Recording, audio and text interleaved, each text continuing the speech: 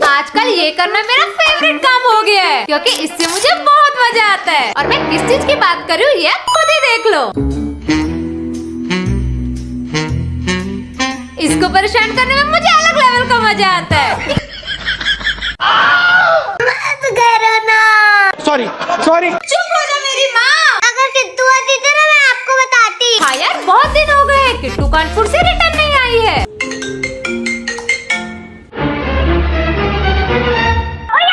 अरे मैं तो भूल ही गई थी, मुझे आज स्टेशन जाना था, क्योंकि जिस आतंकवादी का रूही को इंतजार था वो आने वाली है और मेरी टेंशन और बढ़ने वाली है। अरे अभी भी नहीं समझे?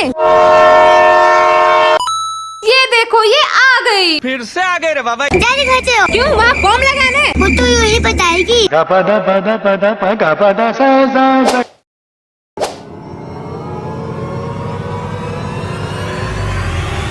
किट्टू। तो आज फिर से हमारे किट्टू हैदराबाद जा रही है, वो भी पूरे 1 महीने के लिए। लेकिन मुझे नहीं जाना है। भेजना तो इसे मैं भी नहीं चाहती, लेकिन इसके डैडी का बर्थडे है, इसलिए मैं कुछ कर भी नहीं सकती। रूही, हाँ। ये बैग दादी को दे दो, इसमें किट्टू का सामान है। किट्टू इसको कहाँ छुपाऊं? बेड के नीचे।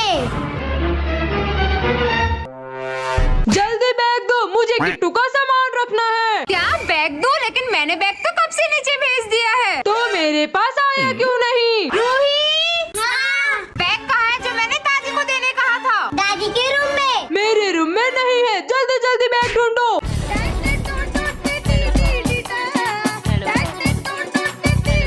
मिला? नहीं। मिला? नहीं। दादी बैग तो नहीं मिल रहा। बैग नहीं मिल रहा है ना, फिर भी जाओ। अरे किट्टू हम लोग स्टेशन कैसे आ गए? बहुत ज्यादा होशियार बन रहे थे ना, अब जाके वही न्यू कपड़े ले लेना। आज सुबह से रूही का रो रो के बहुत बुरा हाल है, लेकिन मैंने तो कुछ नहीं किया, फिर ये रो क्यों रही है? क्योंकि किट्टू शादी में जा रही है और मुझको नहीं लेके जा रही है। मुझे भी जाना है, मुझे भी जाना है। हाँ हाँ, रूही भी जाएगी, अब आप रोना नहीं ना। किट्टू नहीं जाएगी। किट्टू, अरे मैं बोल रही हूँ ना, आप जाओगे, अब चुप हो जाओ। हाँ ठीक है। मेरे खाने के लिए कुछ लेके आओ। बताओ क्या क्या लेके आना है? Kurkure, chips, Kinder Joy, KitKat. एक काम करो, मेरी किडनी भी ले लो। हाँ हाँ चलेगा, फिर हम आईफोन ले लेंगे। इससे पहले कि ये मेरी किडनी निकाले, मैं जल्दी से इनका सामान ले आती हूँ। इतना टाइम कौन होता है? जल्दी चुप वरना ट्रेन चली जाएगी। और हमारे रेलवे स्टेशन आते ही किट्टू की ट्रेन भी आ गई, लेकिन जिस बात का डर था वही हुआ, क्योंकि किट्टू के ट्रेन में बैठते ही रूही चिल्ला चिल्ला के रोने लग जाती है। अब मैं इसको कैसे संभालूं, आप ही जल्दी कमेंट करके बताओ। तुम घर में चोरी करते हो? क्या बोली तुम? मुझे लगता है घर में जो खाने की चोरी होती है वो सब अंशु करता है, क्योंकि जब भी मैं फ्रिज में कुछ खाने का रखती हूँ हमेशा वो अपने आप गायब हो जाता है। और आज मैं उस चोर को रात हाथ पकड़ूंगी, लेकिन उसके लिए मुझे किसी की जरूरत पड़ेगी, क्योंकि मैं ये काम अकेले नहीं कर पाऊंगी। बच्चों, नहीं नहीं नहीं नहीं नहीं, क्या पता असली चोर बच्चे हो, इसीलिए आज मैं घर में बैठ के बस ये वाला कैमरा चेक करूंगी।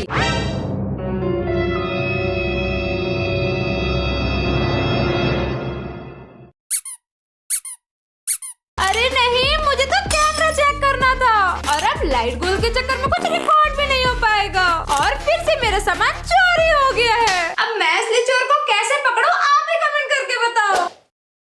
यार, गणपति जी की मूर्ति लेना इतना मुश्किल होता है, मैंने कभी नहीं सोचा था। तो कल हम सबके पापा मतलब के गणपति बप्पा विराजमान होने वाले, और हमारा पूरा शहर उनके वेलकम में लगा हुआ है। तो शाम होते ही मैं भी आ जाती अपने घर से गणपति बप्पा की बुकिंग करवाने। और भैया इतने क्यूट क्यूट गणपति बप्पा थे ना कि मुझे सब लेने का मन हो जाता है, परंतु जिस बात का डर था वही हुआ, क्योंकि जो भी मूर्ति हमें पसंद आ रही थी वो ऑलरेडी बुक हो गई थी, और हजारों मूर्तियाँ देखते देखते मेरा सर घूमने लग जाता है। तभी मुझे छोटू से गणपति जी बहुत पसंद आते हैं, बट वो खंडित थे, इसलिए हमें उनको छोड़ना पड़ा। फिर हम आ गए इस शॉप में, और यहाँ एक से बढ़ के एक गन्नू जी थे, और तभी मेरी मुलाकात होती है क्यूट से सब्सक्राइबर से, जो इतनी ज्यादा क्यूट थी कि मैं आपको बता भी नहीं सकती। इसके बाद फाइनली 50 शॉप घूमने के बाद मुझे वो गन्नू जी पसंद आते जो हमारे घर आने वाले थे, और फाइनली 1000 शॉप घूमने के बाद हमें एक गन्नू जी बहुत पसंद आ गए, इसलिए मैं इनकी बुकिंग करवा देती हूँ। और अगर आप इनका फेस देखना चाहते तो आप कमेंट में हार्ट जरूर भेजें।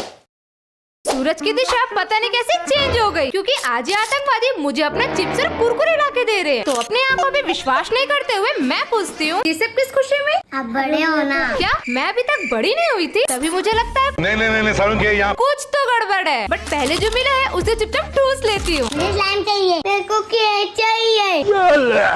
चलो मैं कुछ नहीं देने वाली। तभी ये दोनों मगरमच्छ के आंसू बहाने लग जाते हैं और मुझे ना चाहते हुए भी इनको रेडी करवाना पड़ जाता है। बट दिक्कत ये है कि अब गाड़ी की चाबी नहीं मिल रही, इसलिए हम पूरा घर अपने सर पे उठा लेते, फिर भी हमें अभी तक चाबी नहीं मिली। और इनको लगता है कि ये चाबी भी मैंने ही छुपाई है, इसलिए ये बच्चे गुस्से से सो जाते हैं और तभी मुझे चाबी मिल भी जाती है, वो भी इसके जेब से।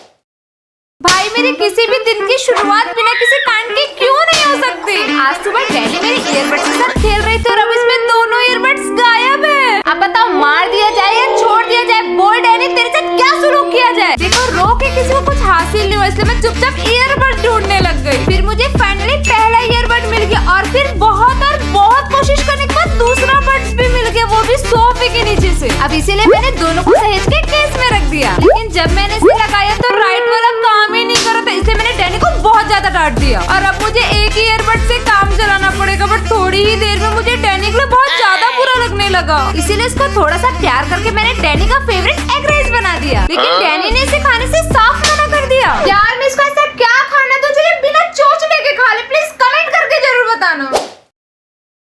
भाई आज मेरे कुत्ते ने मेरे पूरे कपड़े फाड़ दिए। तो आज लंच में मैंने सीजू को दिया पनीर की सब्जी और राइस, जिसे ये देखती नाक में सुझा लेती है और काफी जबरदस्ती करने के बाद भी ये इसे खाने का बिल्कुल नाम ही नहीं लेती है। लेकिन भाई इसकी रईसी तो तब बढ़ जाती है जब ये बस पनीर खा के राइस छोड़ जाती है। तभी मैं इसे जबरदस्ती खाना खिलाने लग जाती हूँ, लेकिन इतने में ये मेरे ऊपर चढ़ जाती है और मेरे कपड़े फाड़ देती है। इसके बाद मुझे इस पे इतना ज्यादा गुस्सा आ जाता है कि मैं इसे मार ही डालती, लेकिन इसका मासूम फेस है कि मैं इसे मार ही नहीं पाती और इसे खाना ना खाते देख मैं इसके लिए दूसरा जुगाड़ करने चले जाती हूँ। फिर इसके लिए मैं ट्रीट के नाम पे ब्रेड लेके आ जाती हूँ और ये ब्रेड देख के इतना ज्यादा खुश हो जाती है कि फिर से मेरे कपड़े फाड़ देती है और इस बार तो मेरे पैर पर भी अच्छी खासी चोट आ जाती है। फिर मेरे पैर पे चोट लगी देख अंशु इस पे वैक्सीन लगाने लग जाता है, जिसके बाद ये कुत्ता मेरे पास आके खड़े हो जाता है। और अगर आपको लग रहा है कि इसे अपनी गलती का एहसास हो रहा है तो आप बिल्कुल गलत समझ रहे हैं, क्योंकि ये गेंडा बस अपनी बच्ची ब्रेड खाने आया था। यार एक जर्मन शेफर्ड इतना प्यारा कैसे हो सकता है? तो आज है मेरा रांची में दूसरा दिन और आज मेरे दिन की शुरुआत होती है फ्रूट चाट से, जो कि काफी मस्त है। फिर हम आ जाते हैं अपनी गाड़ी का पॉल्यूशन चेक करवाने, क्योंकि अगले दिन समाप्त होने वाला है। तो जब तक अंशु पॉल्यूशन चेक करवा रहा है तब तक मैंने अपने नेल्स को पेंट कर लिया। हाँ ये कर लो पहले। और पॉल्यूशन चेक करवाने के बाद रांची के सड़कों से होते हुए मैं आ जाती हूँ अपनी मौसी के घर। लेकिन यहाँ मेरा वेलकम करने के लिए आया एक जर्मन शेफर्ड। बट ये जर्मन शेफर्ड इस दुनिया का सबसे शांत कुत्ता निकला। पहले तो मैं इससे बहुत ज्यादा डर रही थी, क्योंकि आज तक मेरे और जर्मन शेफर्ड के रिश्ते कभी अच्छे नहीं रहे। लेकिन थोड़ी ही देर में मेरी से बहुत अच्छी दोस्ती हो गई और उसके थोड़ी ही देर में ये कुत्ता मुझसे कुछ ज्यादा ही फ्रैंक हो गया। हमारे यहाँ ऐसा ही होता है।